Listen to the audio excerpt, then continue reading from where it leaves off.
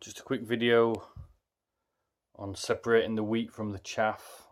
I'm going to play a snippet of a video, and I'm going to leave a link in the description to the original video from a guy called Michael Black.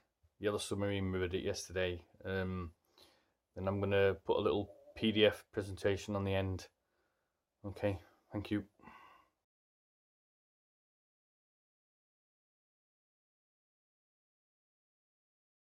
So I want you to be aware of that. I don't want you to go through life, because a lot of people are doing this, and this is just a quick warning before I end this video, right? There are a whole lot of people who are running around looking to ideologies for answers. The answers are not in that ideology that you're looking at. The answers come from philosophy. The answers come from the ancient knowers of wisdom, the ancient teachers. That's where the answers come from. They don't come from the bowels of hell itself. And most of these ideologies have produced hell on earth. That is no accident. Okay, they were designed with evil, malevolent intentions. And if you look to those for answers, you're not going to find the end result being pleasant, because you'll end up getting caught in it yourself. Okay? And this is what's happening to the majority of people.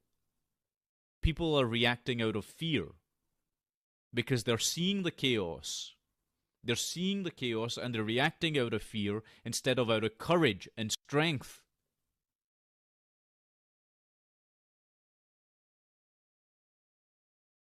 That's what's going on, and that will lead to their own self-destruction. They'll play right into the hands of the very people that are engineering mass murder. Anyway, you might think that I'm just, rambling here. That's okay.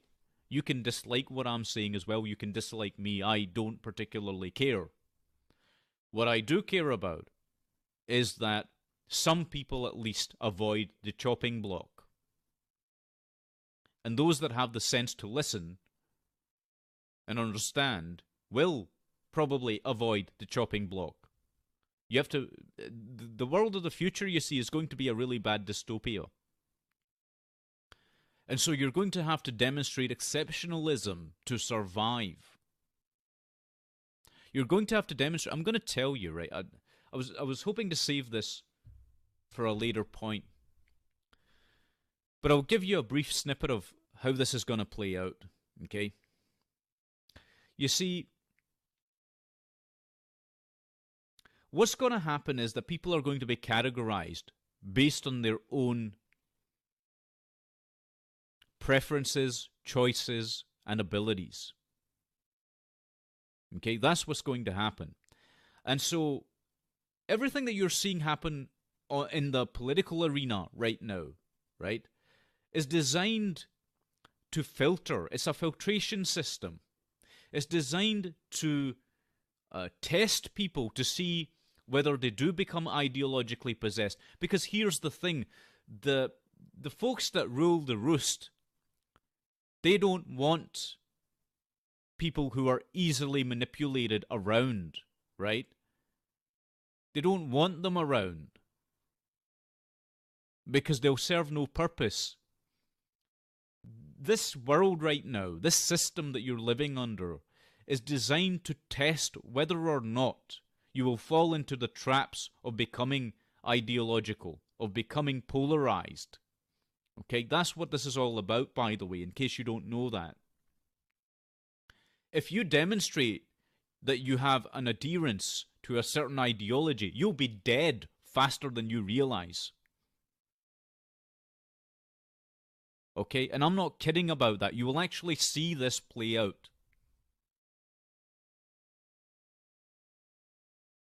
Right? That's why a lot of people, see, very clever people, and you'll notice this with a lot of the commentators that are out there on YouTube as well. a lot of exceptionally clever people know what I'm talking about is the case. And so what they've cleverly done is position themselves away from every single ideology. Because they're hoping to avoid being put on that chopping block. But I might talk about this a little bit more in another video. I don't want to merge too many things into this one video, because this video primarily is about Albert Pike's letter, as I say. But we'll talk more about the other stuff as time goes on. Okay, and you'll get to see exactly how the filtration system works and what it's all about. Okay?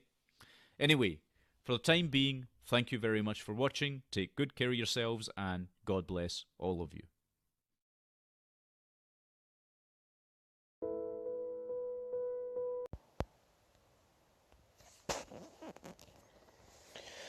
Hi, this is the second part of the video, after Michael Black's had his little talk. I agree with what he's saying.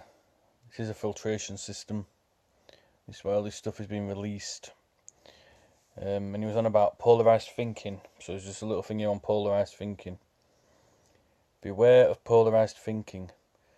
Have you ever had one of those mornings when you come into work and from the first moment things start to go wrong? You discover a mistake on some forms you filled out.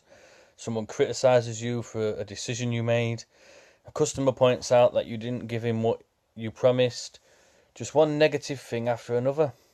Pretty soon you get to thinking,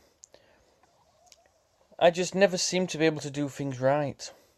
Or your wife or husband makes several critical comments about something you've said or done, and you get irritated.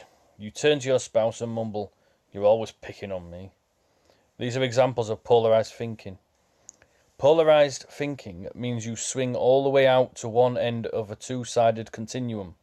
You magnify a situation way out of proportion and exaggerate what is happening far beyond what is actually happening. To coin an old worn-out expression, you make a mountain out of a molehill. Polarised thinking destroys open communication. It narrows our perceptions and handicaps us in our attempts to constructively solve problems. As we grow into adulthood, we learn to use bipolar words to categorise what we see and experience. These are words that are opposite ways of thinking about things. For example, good versus bad, smart versus dumb, skilled versus unskilled, sharp versus dull, friendly versus unfriendly, satisfactory versus unsatisfactory, and so on. With all of the many things we get involved in every day, these bipolar words become anchors in our thinking as we try to sort out our experiences. When we feel good about ourselves, when we are confident with who we are and what we're doing, these anchors are actually useful in processing information. We usually use them to judge most of our experiences as falling between two extremes. For example, I thought the movie was pretty good. Or, I think he's reasonably skilled at his job but needs to learn a few more tricks. We are able to think in terms of greys instead of only thinking in terms of black and white, which is polarised thinking. Now here's where it gets dangerous.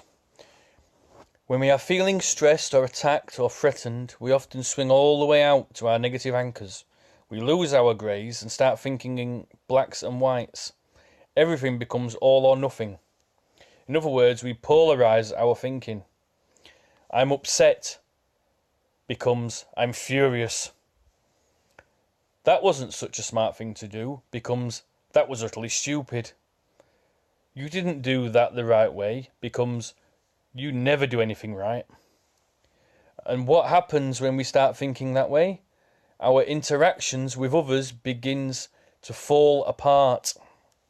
We stop listening to what others are saying and communicating effectively. We look for someone to blame instead of searching for solutions.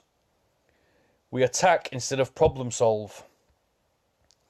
We magnify the bad part of everything that happens.